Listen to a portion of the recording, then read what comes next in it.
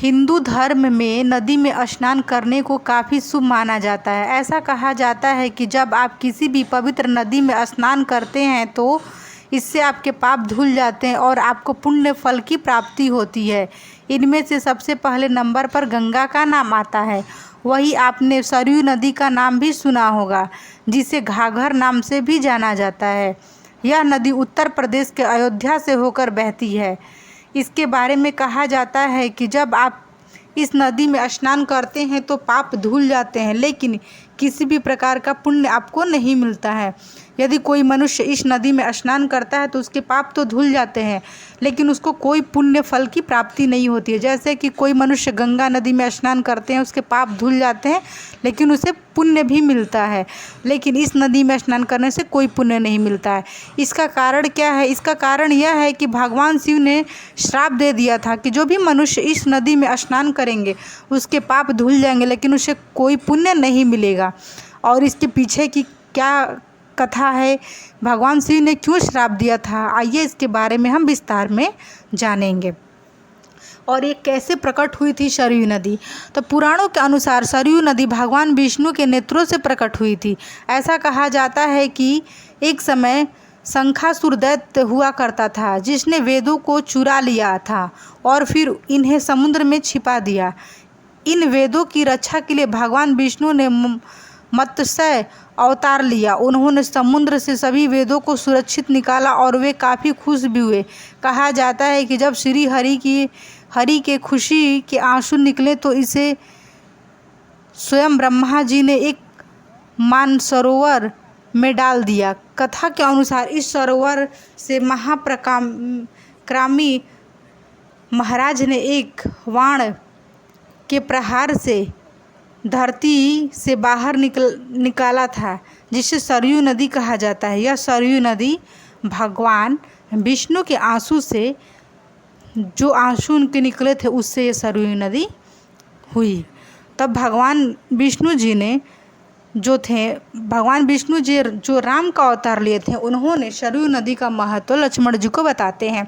सरयू नदी में स्नान करने के महत्व का वर्णन करते हुए रामचरितमानस में बताया गया है कि अयोध्या के उत्तर दिशा में उत्तरवाहिनी सरयू नदी बहती है। एक बार भगवान राम ने लक्ष्मण जी से बताया कि सरयू नदी इतनी पावन है कि यहाँ सभी तीर्थ दर्शन और स्नान के लिए आते हैं। सरयू नदी में स्नान करने मात्र से सभी तीर्थों में स्थानों को दर्शन करने का पुण्य मिलता है। भगवान राम ने लक्ष्मण जी को बताया कि यहाँ पे जो भी मनुष्य आता है सरयू नदी में स्नान करने, उसके सभी तीर्थों, अगर कहीं भी वो तीर्थ नहीं किया, लेकिन उसके स्नान मात्र से उसके सभी तीर्थों का पुण्य उस नदी में स्नान करने से मिल जाता है। ऐसा माना जाता है कि जो व्यक्ति सरयू नदी में ब्रह्म मुहूर्त में स्नान करता है, मतलब जो व्यक्ति सुबह सुबह भोर में इस नदी में स्नान करता है, उसे सभी तीर्थों के दर्शन करने का फल मिल जाता है। लेकिन ये पहले मिलता था, लेकिन अब ऐसा नहीं है। पौराणिक कथाओं के अनुसार सरयू एवं शारदा नदी का संगम तो हुआ ही। सरयू एवं गंगा का संगम श्री राम के पूर्वज भागीरथ ने करवाया था। तो यही कारण है कि भगवान शिव ने सरयू नदी को श्राप दिया था। और क्या श्राप दिया था उसके बारे में हम आगे बात करते हैं। सरयू नदी किसकी पुत्री है, यह भी होता है ना। तो सरयू नदी मानस खंड के सरयू को गंगा और गंगोत्री को यमुना नदी का दर्जा दिया गया है। धार्मिक ग्रंथों के अनुसार जिस प्रकार गंगा नदी को भागीरथी धरती पर लाए थे, उसी प्रकार सरयू नदी को भी धरती पर लाया गया था। भगवान विष्णु की मानस पुत्री सरयू नदी को धरती पर लाने का श्रेय ब्रह्मर्षि वशिष्ठ को जाता है। सरयू नदी को जो लाए थे वो ब्रह्मर्षि वशिष्ठ हैं। तो भगवान शिव ने सरयू नदी को श्राप क्यों दिया, ये जान लेते हैं इस कथा के माध्यम से कि भगवान सरयू नदी को किस क्रोध के कारण श्राप दिए थे। यह नदी क्यों इसमें नदी में स्नान करने योग्य अब न रह गई है। भगवान राम ने सरयू नदी में ही जल समाधि ली थी। सरयू नदी में ही भगवान राम ने अपनी लीला समाप्त की थी। जिस वजह से भगवान भोलेनाथ उन पर बहुत क्रोधित हुए थे और उन्होंने सरयू का श्राप दे दिया कि तुम्हारा जल मंदिर में चढ़ाने के लिए इस्तेमाल नहीं किया जाएगा, साथ ही किसी पूजा पाठ में भी तुम्हारे जल का प्रयोग नहीं किया जाएगा। जब भगवान शिव ने क्रोधित हुए तब सरयू नदी को श्राप दे दिए कि तुम अपवित्र हो, तुम्हें पवित्र नहीं माना जाएगा, तुम्हारे जल को किसी शुभ कार्य में इस्तेमाल नहीं किया जाएगा। जैसे कि गंगा के जल को इस्तेमाल किया जाता है, लेकिन तुम्हारे जल को इस्तेमाल नहीं किया जाएगा। गंगा एक पवित्र नदी है, लोग वहाँ पे स्नान करते हैं और सभी पापों को धुलते हैं, लेकिन सरयू नदी भगवान शंकर के श्राप के कारण अब वह नदी ऐसी नहीं रह गई है। इस नदी के जल से आप किसी भी पूजा पाठ में इस जल का प्रयोग नहीं कर सकते हैं और ना ही किसी धार्मिक कार्यों में इसके जल का प्रयोग कर सकते हैं। इसीलिए कोई मनुष्य इस नदी में स्नान करना उचित नहीं समझता है।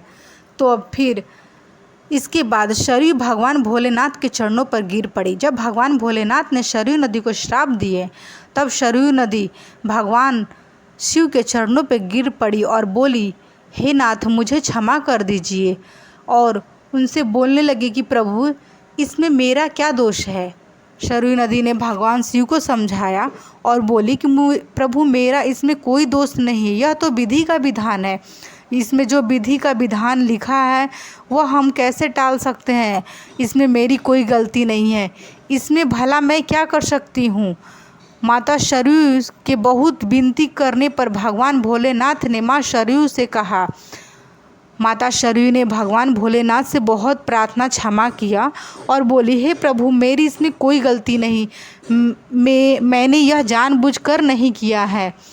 इसीलिए भगवान भोलेनाथ से उसने प्रार्थना किया, हे प्रभु, आप मेरी बातों को मानिए और मुझे ऐसा श्राप न दें।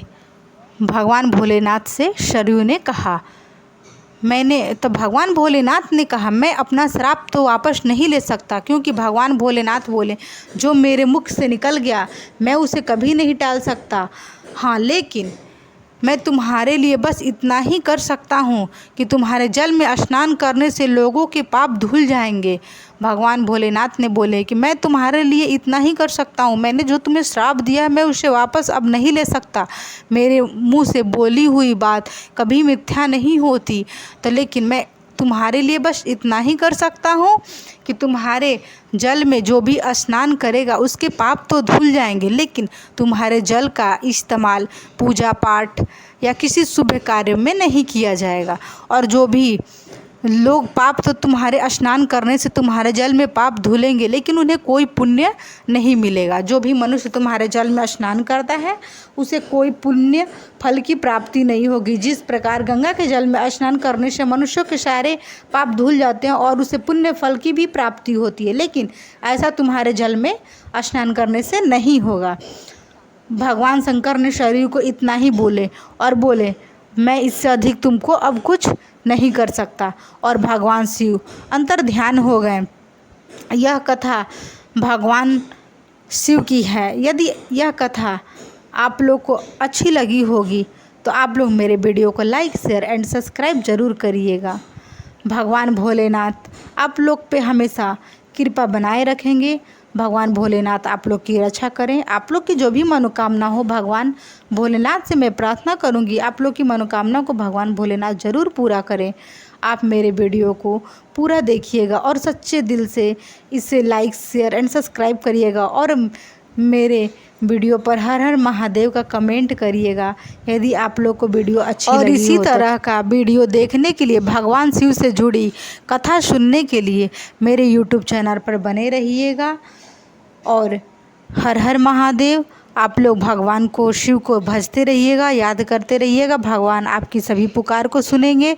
भगवान हर किसी के दुख को दूर करते हैं, उसी प्रकार आपके भी सभी दुखों को दूर करेंगे। भगवान, जो भी मनुष्य भगवान को सच्चे दिल से याद करता है भगवान उसकी पुकार ज़रूर सुनते हैं। यदि हमारी वीडियो आप लोग को अच्छी लगी होगी तो मेरे यूट्यूब चैनल पर बने रहिएगा। हर हर महादेव भक्तों, धन्यवाद। अपना ख्याल रखिएगा। आपका दिन शुभ हो।